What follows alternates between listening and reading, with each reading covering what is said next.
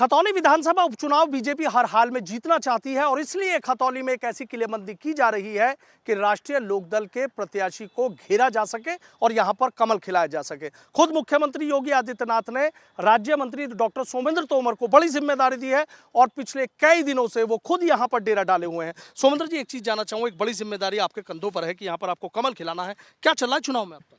देखिए सनु जी, मैं सबसे पहले आपका धन्यवाद करना चाहूँगा और मैं भारतीय जनता पार्टी का कार्यकर्ता होने के कारण उत्तर प्रदेश के यशस्वी मुख्यमंत्री पूज्य योगी आदित्यनाथ जी ने जो जिम्मेदारी हम लोगों को दी है, एक पार्टी का कार्यकर्ता होने के कारण, एक निष्ठावान कार्यकर्ता होने के कारण हमारा प्रयास है कि जो पार्टी का आदेश है उस पर हम लोगों को काम करना है। अच्छा, यहाँ देख रहे हैं कि चूंकि मदन भैया हैं, गुर्जर बिरादरी से आते हैं, आप भी गुर्जर बिरादरी से आते हैं, पहले आपने घेराबंदी करी और अब देख रहे हैं कि वहाँ से लोनी के जो विधायक है नंदकिशोर गुर्जर, अब उनको भी यहाँ पर आपने मैदान में उतार दिया है, तो क्या पूरी तरह से कोई मौका नहीं छोड़ोगे क्या?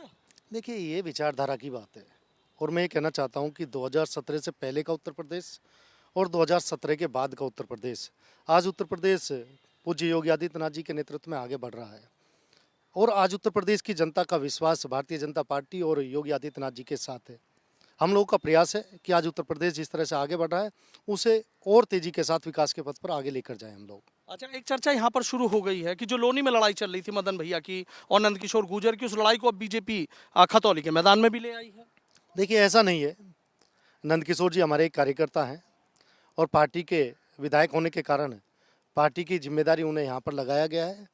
जिस तरह से बाकी दलों के कार्यकर्ता भी काम करें, इसी तरह से भारतीय जनता पार्टी का जो कार्यकर्ता है उसे भी खतौली विधानसभा में लगाया गया है। एक चर्चा और यहाँ चल रही है कि गुर्जर वर्सेस गुर्जर हो रहा है। भाई, सामने राष्ट्रीय लोकदल समाजवादी पार्टी गठबंधन के प्रत्याशी मदन भैया भी गुर्जर हैं, आप भी गुर्जर हैं, नंदकिशोर भी गुर्जर हैं, तो क्या गुर्जर वर्सेस गुर्जर चल रहा है? नहीं नहीं, ऐसा नहीं है। मैंने वही आग्रह किया है आपसे कि ये विचारधारा की बात है और बात उत्तर प्रदेश के विकास की है।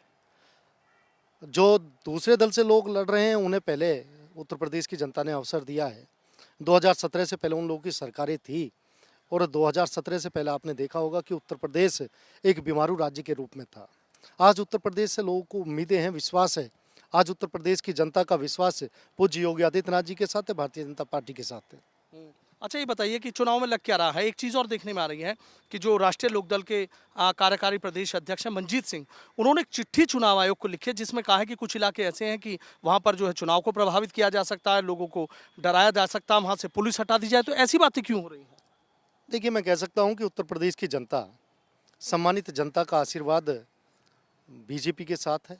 2017, 2019, 2022 और 2014 में उत्तर प्रदेश की जनता ने देश के यशस्वी प्रधानमंत्री को देश का प्रधानमंत्री बनवाया और मैं कह सकता हूं कि 2014 के बाद लगातार जिस तरह से भारतीय जनता पार्टी के साथ विश्वास है, ये देखिए दूसरे दलों की बौखलाहट है जो हमेशा कभी ईवीएम, कभी और मुद्दों को लेकर जब उन्हें लगता है कि उनकी हार बिल्कुल निश्चित है तो हार सामने देखने के बाद वो इस तरह के बहाने बनाते हैं। मैनपुरी में भी चिट्ठी लिखी गई है आज की, कुछ पुलिसकर्मी है वो प्रचार में लगे हैं, चुनाव को वो कर सकते हैं, तो क्या लग रहा है खतौली में चिट्ठी, मैनपुरी में चिट्ठी? मैंने कहा ना, ये दूसरे दलों की बौखलाहट है और मैं विश्वास के साथ कह सकता हूं कि जिस तरह का आशीर्वाद वो खतौली की जनता का हम लोगों को मिल रहा है, 100% हम लोग जीत रहे हैं और जीत देखते हुए सामने जो विपक्षी हैं उनकी बौखलाहट इस बात का परिणाम है। वो जिस तरह से चिट्ठी लिख रहे हैं उससे प्रतीत होता है कि उन्होंने अपनी हार स्वीकार कर ली है। हार स्वीकार कर ली है। कितना आप इस जीत को लेकर आश्वस्त नजर आ रहे हैं? भाई, 2017 आप जीते, 2022 आप जीते, अब उपचुनाव हो रहा है,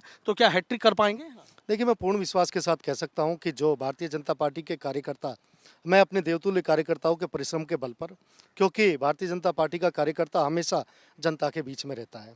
हम लोग सिर्फ चुनाव के समय दिखाई नहीं देते, हमारा कार्यकर्ता हमेशा लोगों के बीच में रहकर सेवा करने का काम करता है। इसीलिए हम लोगों को अपने देवतुल्य कार्यकर्ताओं के परिश्रम पर यह विश्वास है कि हम 100% जीतेंगे। अच्छा, क्या क्या मुद्दे हैं? देखिए, उनके तो विपक्ष के मुद्दे, किसानों की सुनवाई नहीं करी, गन्ना चीनी मिल चल चुकी है, चीनी मिल का अब तक जो है चीनी का और जो गन्ने हैं, गन्ने का आप लोग रेट नहीं डिसाइड कर पाए हैं, तो फिर किसानों की कैसे बड़ा अपने को हमराह होने की बात करते हैं? देखिए, उत्तर प्रदेश के यशस्वी मुख्यमंत्री पूज्य योगी आदित्यनाथ जी, हमेशा किसान उनकी प्रायोरिटी पर रहा है। पिछली बार भी आपने देखा होगा, एक भी गन्ना खेत में नहीं बचा होगा। सभी गन्नों को जब तक मिल चलती रही, जब तक गन्ना नहीं डला और हम लोग की प्रायोरिटी पर है किसान।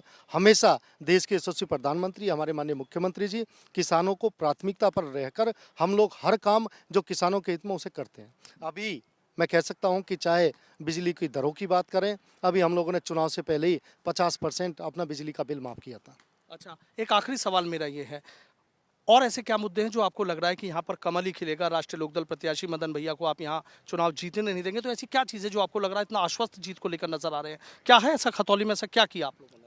देखिए, देवतुल्य कार्यकर्ताओं का परिश्रम, हमारी कानून व्यवस्था, उत्तर प्रदेश का विकास, और मैं कह सकता हूं कि आज मुजफ्फरनगर हो चाहे मेरठ हो, आज हम लोग सम्मान के साथ कह सकते हैं कि हम लोग मुजफ्फरनगर के रहने वाले, हम लोग मेरठ के रहने वाले नहीं। तो आप लोग जानते हैं कि अभी से पहले 2017 से पहले मेरठ और मुजफ्फरनगर की क्या स्थिति थी।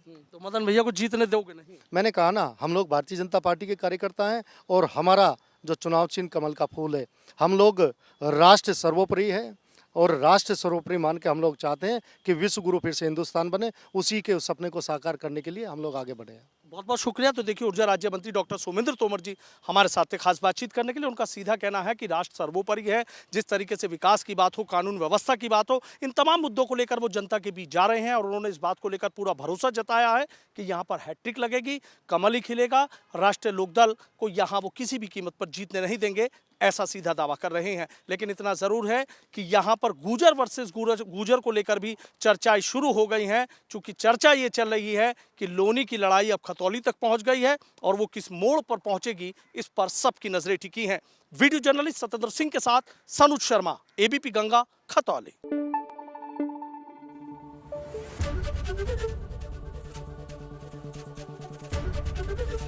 एबीपी गंगा, खबर आपकी, जुबान आपकी।